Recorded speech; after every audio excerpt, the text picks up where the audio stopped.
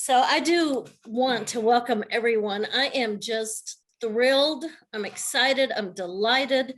There are so many words I could use, but I just am so thrilled to connect with all of you. And I am here for you. And I just invite you to send me all your issues and I'll just work for you. And so I just really appreciate that as we move forward. And we do have, I'm excited to introduce our CEO, and his name is Sam Castor. He is our founder, and he is our visionary. He is the one who is behind everything we do. And I just, I know some of you know him and some of you may not. And for the guests on this call, I think you'll be very delighted. And Sam, I would like to bring you on. And if you don't mind, just share some of your story and what's happening with what we do, with children and how important what we do is. Okay, Marlene, thank you. Hey, Frank. Hey, Good seeing you. good to see you. Yeah, I know there's some new people, so I'll just do a quick review of kind of where all this came from. In 1993, I was introduced to a pharmaceutical company here in Dallas by the name of Carrington Labs. They had made the discovery of the medically active molecule in the Alovéa plant. They had stabilized it for the very first time in history. And it had the most profound immune response of anything that they had ever seen. And of course, they're pharmacologists. So anything in medicine, nothing touched what this molecule did. It was a long chain carbohydrate. They named it ace-mannan. And they spent a couple of $100 million on defining its mechanism of action. In other words, what did this molecule do in human physiology that changed everything? And it's a structure function phenomena. So it is the structure of the molecule that causes the function of a large white blood cell in your immune system called a macrophage. That's sort of the front line of defense in the innate immune system is the macrophage. And it orchestrates all of the immunomodulatory functions of the immune system. Now, there's a whole presentation on the science of this, so I'm not going to get into that today. But the reason that I was invited to meet with them is that their goal was to bring ace-mannan to the marketplace as a drug. I mean, that's where all the money is, right? So they started off in the vertical market of topical wound care. They got it approved by the USDA, which is the United States Department of Agriculture, as a wound care technology medical device. And so they could sell it for advanced wound care and burn centers and hospitals. The second market they went into was the agriculture market. So they got an injectable form of ace-mannan approved for the treatment of cancer in animals. And again, that was USDA, United States Department of Agriculture. When they went to get it approved through the FDA, which is the Food and Drug Administration, they were blocked. And the reason they were blocked is it didn't fit the criteria that had been established for drugs for human consumption. And there are two things they didn't qualify. Number one, you have to prove a toxicity threshold for a human drug. Because all drugs are toxic, and you have to know how toxic your investigative new drug is, and you have to prove it before you can go into phase 2 studies. The problem with ace-mannan from that perspective is it's completely non-toxic. So it didn't matter how much they injected into laboratory mice, they couldn't kill a mouse. So they couldn't establish what is called an LD50, a lethal dose that kills half the mice. And then they used that threshold for human consumption.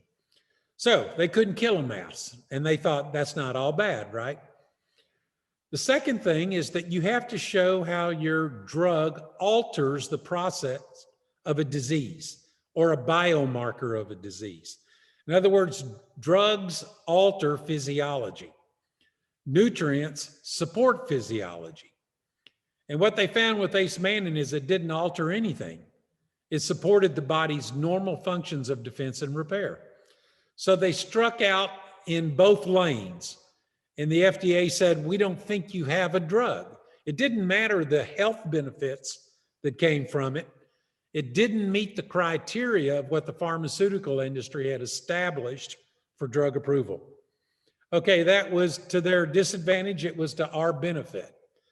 Because in 1993, I licensed the exclusive rights of that first patented stabilized ACE mannan and started distributing it around the world as a dietary supplement, not as a drug.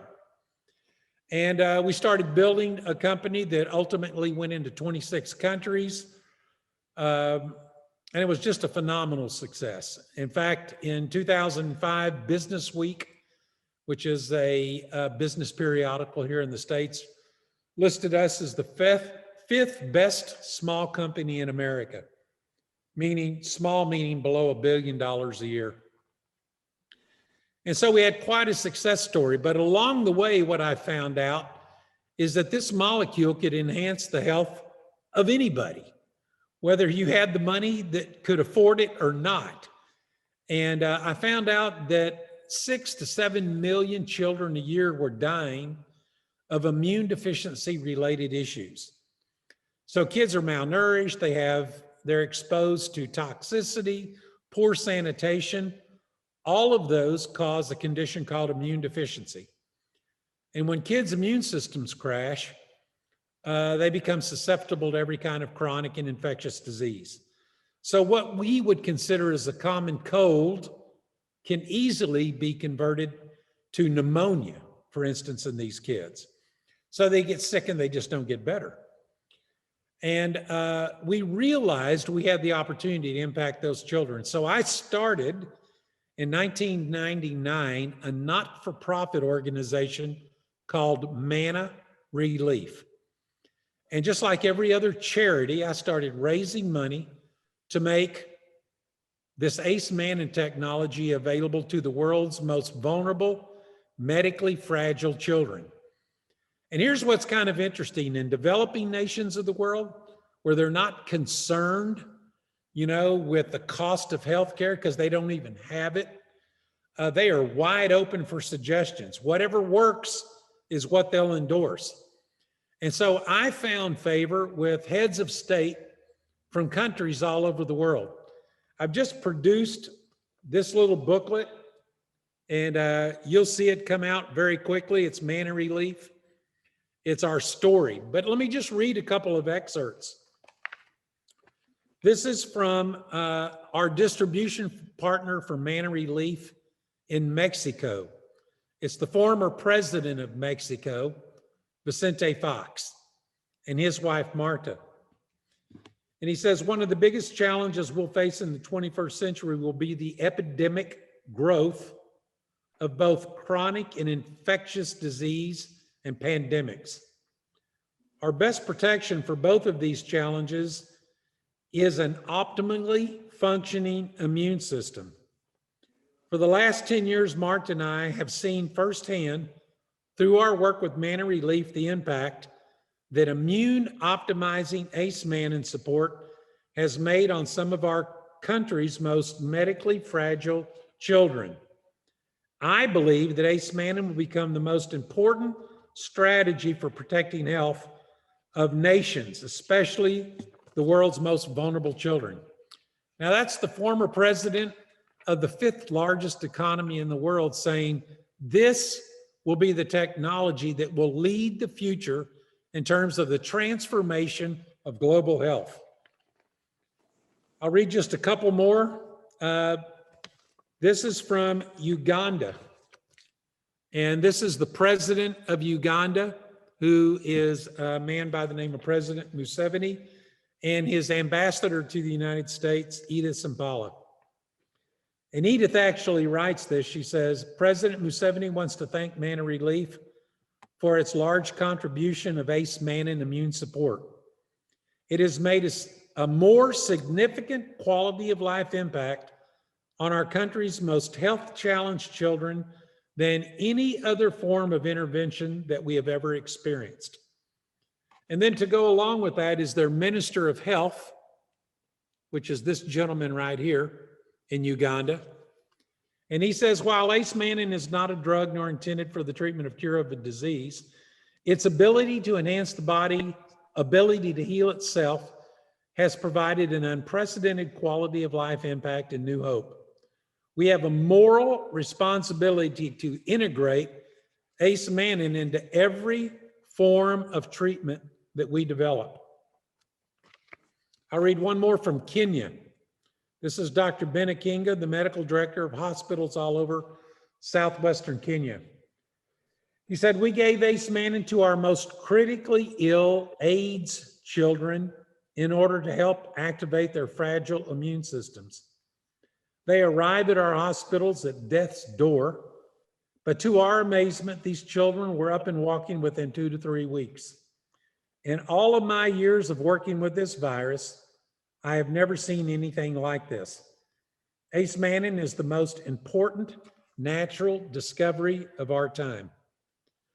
So when you put it into the hands, whether it's global leaders or medical professionals who are absolutely looking for the truth, what you find is they gravitate to the integrative approach of acemannan over any kind of drug therapy because it actually works better. So I built the company and I built Manna Relief for years. The problem that I had with Manna Relief was funding. And like all charities, you have to go out and raise money. And I realized that I could never raise enough money to meet the needs of millions of children. In 2012, President Fox invited me to the first international symposium on a new concept in business called social entrepreneurship, social business. And what social business is, it leverages, it's entrepreneurs like all of us on this phone that start businesses that leverage the power of the marketplace to provide sustainable solutions to the world's biggest problems. And at that conference, we looked at the world's top 3 problems. One of the top 3, according to this whole group of leaders from business and medicine and banking and industry, was healthcare. That modern healthcare is in trouble. Our philosophy of waiting until people get sick and then trying to medicate them back to health is not working. And guys, this was before COVID, right? And they said it's not only not working very well, it's financially unsustainable. We cannot afford that false doctrine. I mean, there's always going to be a place for medicine and there's always going to be a place for pharmaceutical drugs, but as the primary focus of healthcare, it's not effective. And so they said, we need to find ways for the body to heal itself and enhance those capabilities.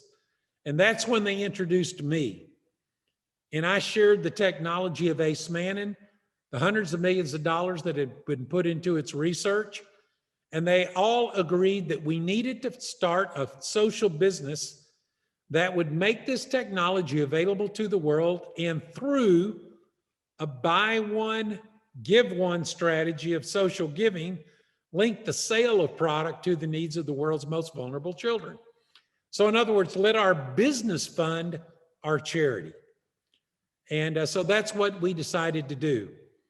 Now, from that meeting, I came back, met with my board of directors at my previous company, and said, why don't we do this as a company? Why don't we embrace this social business concept and launch it to the world?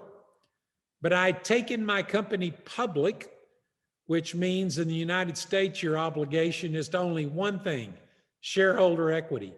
Every penny of profit has to go into reinvestment or distributed as to shareholders for their equity. And so feeding kids and shareholder equity lived on two different planets. And so it just wasn't going to work.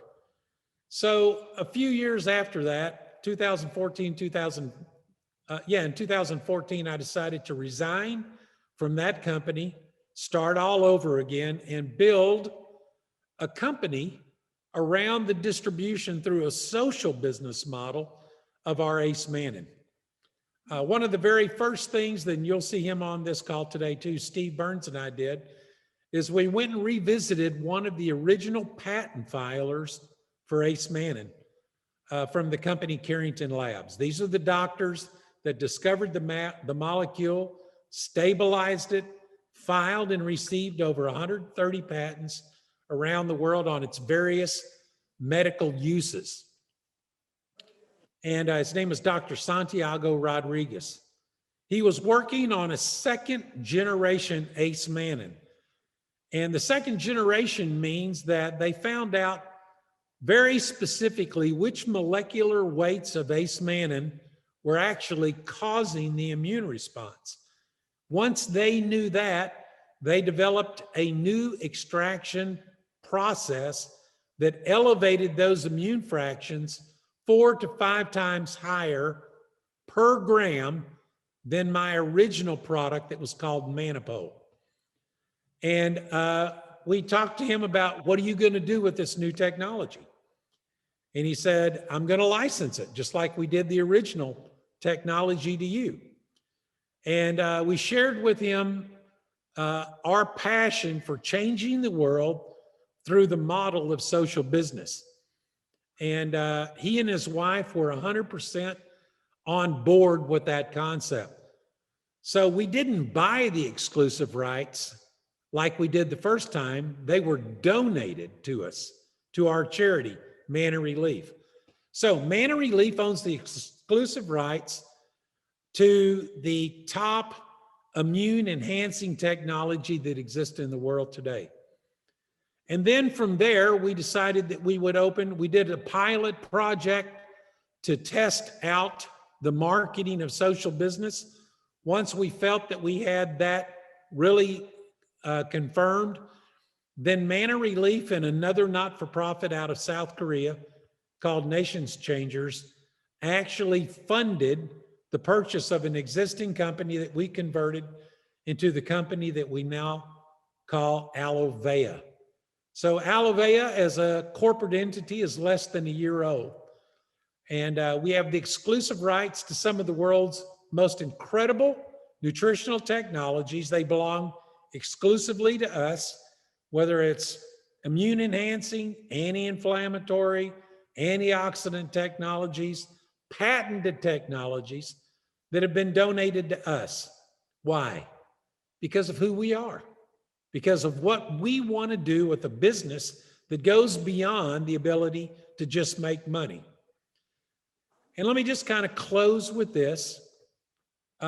In the world today, we have a $10 trillion US dollar sick care industry that is in desperate need of transformation. And that's what President Fox was talking about. That's what leading economists all over the world are saying, especially with the advent of global pandemics like we're just experiencing right now with COVID. And if you look at the recent UN declarations, United Nations, they're saying, look, this isn't the end of the pandemic world. This is the beginning. We're going to see more viruses. They're going to be more contagious and more challenging. And then Lancet Medical Journal came out and said, if you think viruses are bad, here's what's coming.